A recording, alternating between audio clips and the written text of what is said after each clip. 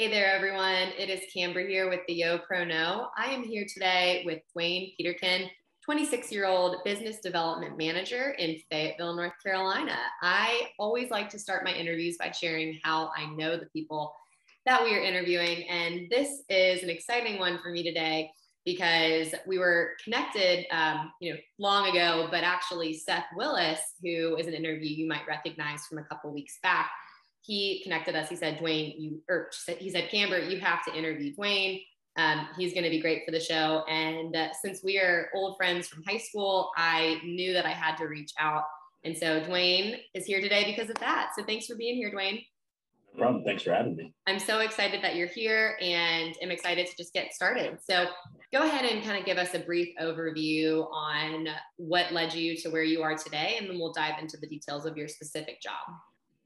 So I, coming out of high school, didn't really have any idea what I wanted to do. I went to college at Wake Forest, majored in communication, which was enlightening. I like talking in front of people, speaking in front of people, but I didn't really know how to translate that to a career. And especially coming out of college, worked for a really large Fortune 500 company in sales, which I discovered I liked sales, but the really big company feel was not great for me. Especially considering that I had done kind of smaller, more intimate settings for school and things along those lines. Probably should have been a no-brainer for me that I needed a smaller organization where I could kind of learn a bit more. And so recently, as of about 6 months ago, I was promoted into my current role after spending some time in a junior role. But it was definitely a journey with some things that I had to kind of figure out for myself. Yeah, and that is what we'll dive into today. So thank you for that really brief overview. And I know that I kind of spoiled this already, but you are from Baltimore. That's how we know each other. So you went from Baltimore to Wake Forest. Kind of guide us through. So you told us about this big company. Guide us through what happened from that point. Like what happened when you recognized this was really not for you, and what has that timeline looked like since then? So the timeline originally was a kind of right after graduation, was up in the Washington, D.C. area, like a lot of folks from Baltimore and just also from my school ended up there. And that point where I realized it, I just kind of felt when people talk about feeling like a number, of course, there's work. It was at that point, definitely pre-COVID, where things weren't necessarily as blended personally and professionally, but I just definitely felt like I wasn't learning as much. I felt like I was just kind of going through the motions. And at a certain point, the company that I was working for had spun off a smaller organization that just didn't fit into that longer term scope. But I was very interested in the product, which was psychometric personality assessments, if you will, for jobs. I thought it was just really, really interesting. And so a friend of mine worked there.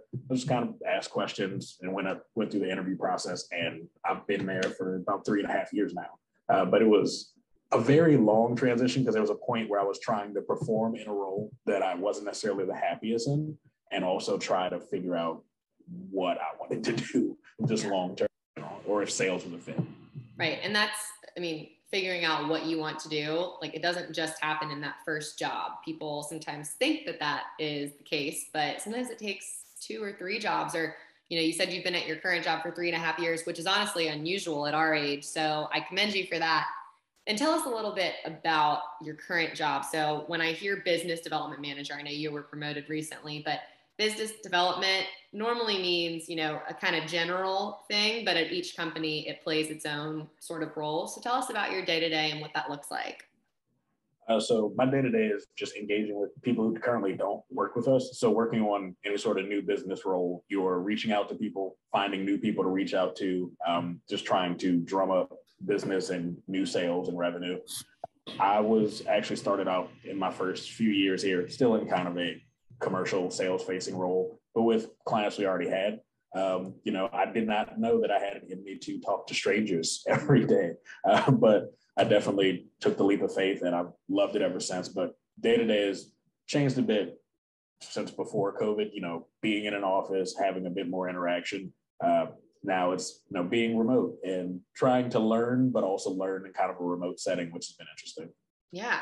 Tell us a little bit about the post-pandemic work-life balance. What does that look like are you in the office? Or are you completely remote? How has that impacted your communication with your coworkers. Tell us all about that. So I know it's a lot of questions packed in one, but tell us about what the work life has been since we've entered this post-pandemic workplace. So as of, I will say February of this year, I moved to Fayetteville, North Carolina from DC, down here just temporarily, but it was kind of a big leap going from being in the office regularly. Now I'm fully remote, and also starting a new role remotely. You have to engage a lot with coworkers and just leverage those who've been there to make sure that you're learning things and performing. And my coworkers have been great about it, but it's definitely been an adjustment. Probably one of my bigger challenges, just making sure that I'm engaging enough, just because you don't realize that when you're in the office, you're kind of, I don't want to say forced, but it's just organic. A lot of the interactions you have are things you can learn from people when they're, right across the hall or one desk over. But when you actively have to reach out, you learn a lot about yourself and kind of how much you enjoy the role, because there's not necessarily the energy of others to always feed off of.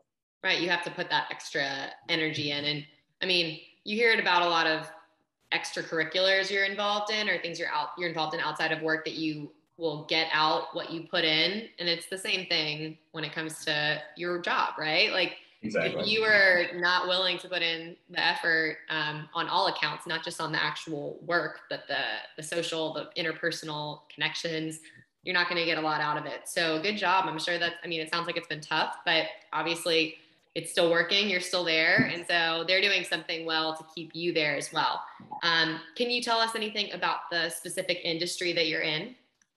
So it's a very interesting kind of industry to be in when you talk about talent and assessment. It kind of lines up to the shift that we saw, having to kind of holistically look at people and how they make sure that people fit into roles, but they're happy there. So things have there's been a lot of movements and just change in the times that have led to this. And so being in an industry that looks at hiring trends, how, people interact with young professionals, because that's a topic that we've actually bridged and work with a lot of organizations, that the way that work was pre-COVID and all the time leading up to that, it's not really that anymore. And organizations have to shift. And I think it's been great being a younger professional delivering that message to people and kind of helping understand and speaking from a place of experience and, the expertise that I'm enabled with by my job also. Right. Can you talk a little bit more about that? Because I feel like when people, are looking at jobs that they're interested in, I don't know if they naturally would jump to something like what you just described. So tell us, just dive in a little bit more for people who are listening. What can they expect if they were to jump into your industry? If they were to jump into my industry, you can expect to kind of see, it's interesting to see the work you do play out in society. You have conversations with people, but we see LinkedIn news, but some of the things that pop up there in terms of trends I'm already aware of and kind of you're talking to organizations about. So when friends or whoever are talking about, what they've seen or what's going on with their job and changes they're making, a lot of those are things that are advisable, and we're seeing a lot of shifts on. So if jobs are giving more feedback to people, not ghosting you if you apply anymore, or at least trying to limit that, that's something that came out in research, and it was important to make sure people are engaging with young professionals, because no one's interested in putting in more than they're going to receive from an organization anymore. And so a lot of insights like that, or just different changes that we see in society and the world of work, you kind of get an inside track on a lot of those things, and it helps inform not just the way you approach work and, of course, selling the individual, speaking with them, but also kind of how you view work in terms of your personal relationships, friends of yours who have jobs. It's definitely something that I think is very prevalent when you find yourself in this industry and in the assessment space. Yeah, absolutely. Something you just said really triggered kind of a curveball question. So brace yourself. But the part about ghosting during interviews and recruiting, that is one of the number one things that people reach out to me about. And I oftentimes don't have a great answer other than, well, we are in the middle of a pandemic and we're kind of shifting back into the workplace. People, like recruiters, are busy, they're overwhelmed. Like, what is the answer? Why are they doing it? That is a great question. I think some of what we've seen from certain organizations is they just didn't make the switch like everyone did to, valuing candidates as much, and they've started to catch on. For other people, there is a degree of just humanness in everyone where it's a crazy time. But I think it's a combination of both, honestly. But a big thing is organizations are now saying that you have to give people feedback, even if the answer is no. You have to reach back out and provide them with something because they did invest time in you. But why it was happening, I think a lot of that is just the way work had been for years, and now organizations have been forced to find a new path through. Yeah, gosh, I feel like we could talk about that forever, but in the interest of time, we won't. So just to wrap up here with a few last questions, you've already touched on some of the challenges that you faced as a young professional in your career thus far, but if you could pick one, can you tell us specifically what you learned from that hardship and how you overcame it? I think one of the bigger hardships for me is being a remote employee. I actually, earlier in COVID, when everyone thought that we'd be back in the office really soon, put in the request to be remote. And I think kind of asking the questions and kind of asking about what you need from your organization, it was something that I was pretty afraid of, to be quite honest. And fortunately, I work in an organization that's really understanding, but taking that leap, to accommodate just my life in general. My girlfriend works in North Carolina, and so it was kind of being closer, making sure that everything I needed from a self-actualization, just kind of life standpoint, was in order. So making the jump to be very clear about what I needed from my organization and having those necessary conversations, that was something that was hard just because everything I heard from parents or friends who are a bit older was like, no, don't rock the boat too much. But you have to be very clear about what you need, make sure that you get that, or else you won't be happy at work or perform. So yeah. I love that you said that. You have to be clear about what you need. That is the number one reason that people leave their jobs, is when the communication isn't clear from the company side. So why shouldn't it be the same? Why shouldn't you hold yourself to the same standard? We also need to be clear with our companies about what we want. Otherwise, young professionals are going to keep leaving and they're going to keep not being engaged. So kudos to you for being, confident enough to do that and courageous enough to make that push and ask for what you want. And here you are 6 months later. So anything else that you want to share with us today that we haven't covered? I think big thing for folks is to be, open to trying something a bit new. For me, I never thought I would end up in a new business role. I honestly tried to avoid it like the plague, but I took a leap into something different and was able to find out that, I'm happy in it. It's been successful thus far. I've had a lot of good training and mentors, but just asking people for help and jumping into it has been great. Awesome. Well, thank you so much, Dwayne, for being here today. Some of the highlights that I noticed, obviously the one we just mentioned, clear. Being clear in your communication is going to help you no matter what stage of your career you're in.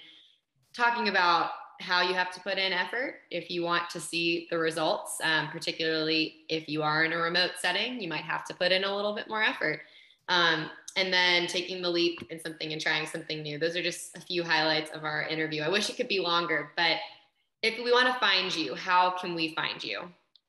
You can find me on LinkedIn, Dwayne Peterkin II on LinkedIn, and always pretty active on LinkedIn by virtue of job, but always happy to connect with new people or just answer any questions. Awesome. Well, thank you so much for being on the YoPro today. Thanks for having me.